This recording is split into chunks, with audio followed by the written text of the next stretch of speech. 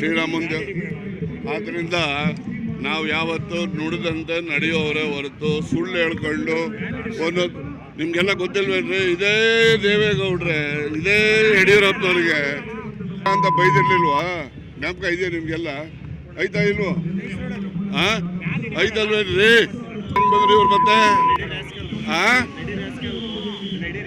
Ready rascal pool ಅವೆಲ್ಲ ನಾನು ಹೇಳಿದ್ದು, ನನ್ನ ಹತ್ರ ದಾಖಲೆ ಇದೆ ಅಂತ ಬೈದ ಮೇಲೆ ಅವ್ರ ಜೊತೆಲಿ ಹೆಂಗಪ್ಪ ಬಂದು ಇವ್ರಿಗೆ ಒಟ್ಟಿಗೆ ಹೇಳ್ತಾರೆ? ಇವ್ರಿಗೆ ಏನಪ್ಪ ನೈತಿಕತೆ ಇದೆ ಮಾತಾಡೋರಿಗೆ? ನೋಡ್ರಿ, ಹೊರಗಡೆ ಸೋಲೋದು ಗ್ಯಾರಂಟಿ, ಅದ್ರ ಬಗ್ಗೆ ಪ್ರಶ್ನೆ ಮಾಡೋದೇ ಬೇಡ. ಇಲ್ಲ, ಅವ್ರಿಗೇನೋ ಆರೋಗ್ಯ ಸರಿ ಇಲ್ಲ. ನೋಡಿ, ನಾವು ನಿಜವಾದ ರೈತರು, ನಾವು ಎಂಥ ಊರಿ ಕಟ್ಕೊಂಡ್ಬಂದಿದ್ದೀವಿ ಇವತ್ತು. ರೈತರ ಮಕ್ಕಳು, ಮಣ್ಣಿನ ಮಕ್ಕಳು ಯಾವ್ದಾದ್ರು ಬಂದು ಏರ್ ಕಂಡೀಷನ್ ಗಾಡೀಲಿ ಬಂದು, ನಾವು ಬಿಸಿಲಲ್ಲಿ ಎತ್ತಿನ ಗಾಡಿ ಜೊತೆಲಿ ಬಂದಿದ್ದೀವಿ. ಅದೆಲ್ಲ ಇನ್ನೂ ಗೊತ್ತಿಲ್ಲ. ನಮ್ಮ KPCCಯಿಂದ ಅದನ್ನು ಫಿಕ್ಸಪ್ ಮಾಡ್ತಾರೆ.